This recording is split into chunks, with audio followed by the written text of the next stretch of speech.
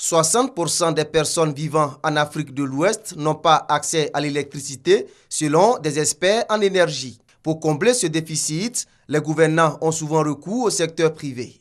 Et la meilleure manière d'attirer les investisseurs dans ce secteur passe par une maîtrise de la politique de régulation. D'où cette formation à l'attention des cadres en charge des questions de régulation des marchés de l'énergie. Ils vont être formés aux questions juridiques. Quels sont les cadres de PPP par exemple efficients à mettre en place, formés aux questions économiques. Quelle est la tarification optimale pour attirer les investisseurs, pour aussi favoriser l'intérêt des consommateurs.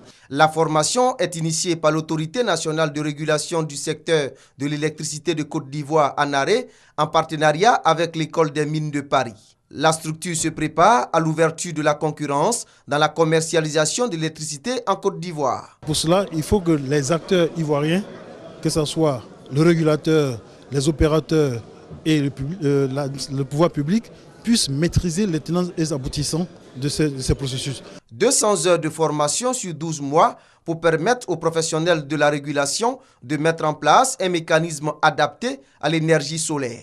L'exemple du Burkina Faso. C'est un nouveau service qui est apparu et nous nous posons la question de savoir, faut-il les réguler?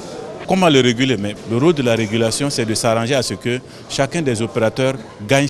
Une bonne régulation du secteur de l'énergie solaire va favoriser l'accès à l'électricité en Afrique de l'Ouest. 250 millions de personnes en sont privées.